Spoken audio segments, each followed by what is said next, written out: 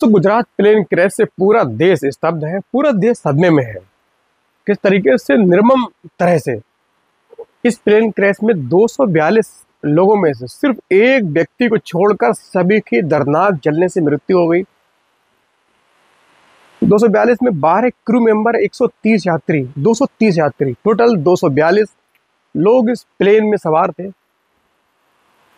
Ahmedabad to London की flight थी, non stop flight थी।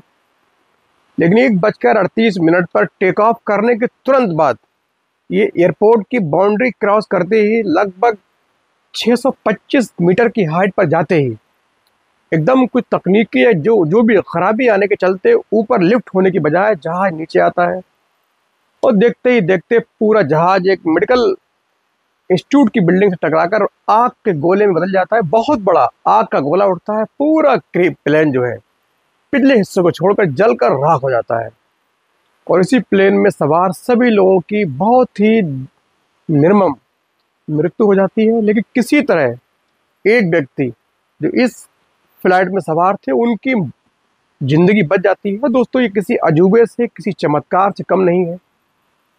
और यहाँ पे एक बार फिर एक कहावत सच हो गई कि जिसको राखे साइयां मार सके ना कोई, यानी जिसको रब राखा उसे कौन चाहा।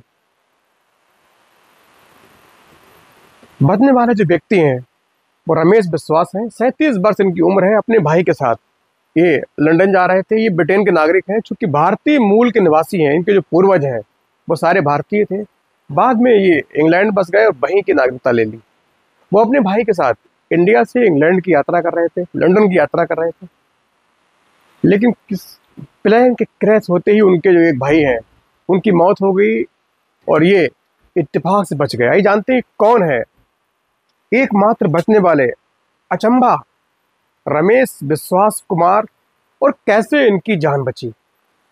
दरअसल रमेश विश्वास 37 वर्षीय हैं, भारतीय मूल के हैं, इंग्लैंड के नागरिक हैं।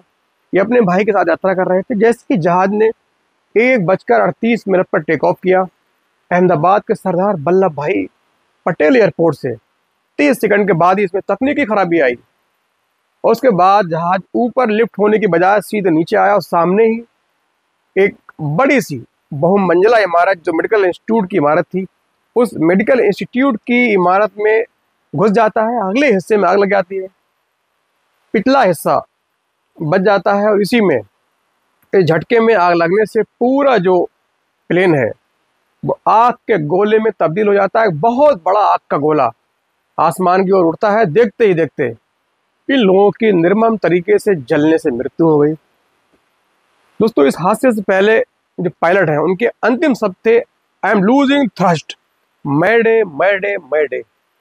और इसका मतलब होता है कि हर हाल में इमरजेंसी। अब जो प्लेन है किसी भी तरीके से एटीसी या मेरे कंट्रोल में नहीं है।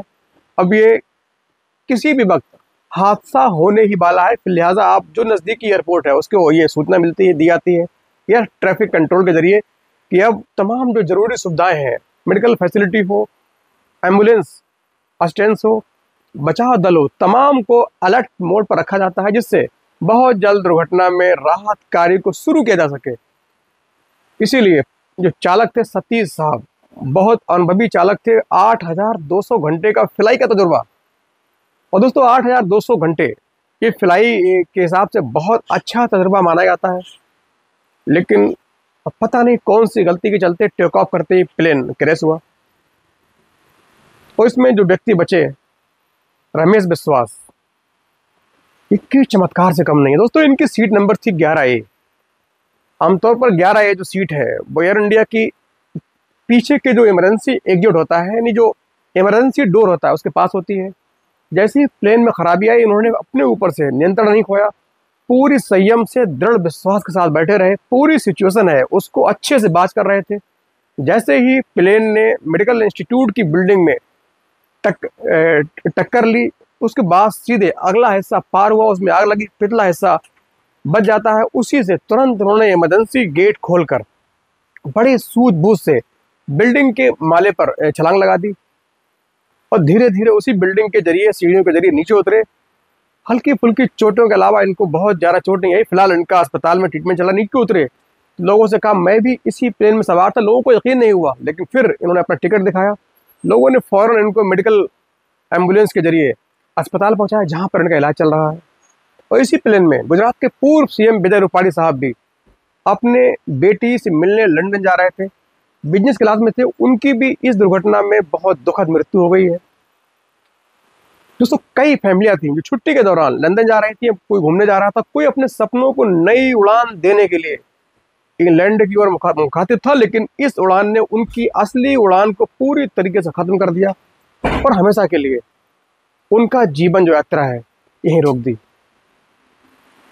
दोस्तों, जो एविएशन एक्सपर्ट हैं उनका कहना है कि ऐसे जो हादसे हैं आमतौर पर जो टेक ऑफ के तुरंत बाद होते हैं, इनमें बहुत ज़्यादा गलती पायलट की होती है। पायलट की कमी से ही टेक ऑफ के बाद तुरंत हादसा होता है। चूंकि जो विमान है वो जब रनवे पर दौड़ता है तो 300 के आसपास की स्पीड होती है, एक मानक स्पीड 300 के आसपास जो उनकी मानक स्पीड फ्लाई करने के लिए रहती है। उसके बाद तुरंत फ्लाई का बटन पुश होता है, उसके बाद जहाज सीधा टेक ऑफ करता है। उस 300 की स्पीड छूने के बाद यदि जहाज में कोई कमी आती है तो जानबूझकर भी पायलट जहाज को रोक नहीं सकता, उसको टेक ऑफ करना ही होता है। भले ही उसको बाद में फिर से लैंड करना पड़े, लेकिन उस वक्त उसको टेक ऑफ करना ही होता है। 300 की स्पीड छूने के बाद रनवे पर दौड़ते वक्त उसके बाद उसको टेक ऑफ करना होता है।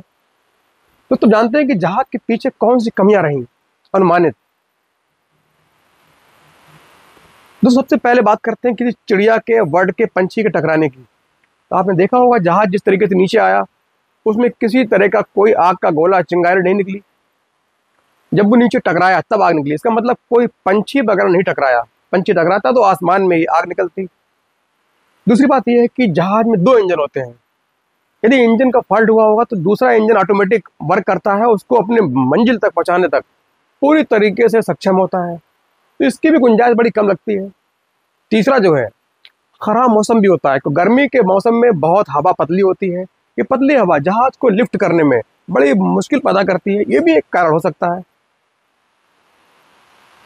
और चौथा कारण ये है कि जहाज सबसे ज़्यादा जो टेक्निकल जो एक्सपर्ट हैं एविएशन के, उनका कहना है कि सबसे ज़्यादा टेक ऑफ करने के बाद जो हादसे होते हैं वो पायलट की गलती के कारण होते हैं। फिलहाल जो भी गलतियां हो, अब वो जांच का विषय है, जांच होगी, लेकिन इन परिवारों के चिराग बुझ गए। पूरे देश दुनिया में इस वक्त गम का माहौल है। ब्रिटेन के 53 नागरिक, पुर्तगाल के 7 नागरिक, कनाडा का 1 नागरिक, 169 नागरिक भारत के इस दुखद दुर्घटना में मारे गए। एकमात्र बच्चे भारतीय मूल के ब्रिटेन नागरिक रमेश विश्वास इस हादसे में एकमात्र जिंदा बचे व्यक्ति है जिनका ट्रीटमेंट चल रहा है। दोस्तों, ये किसी अजूबा से चमत्कार से कम नहीं है।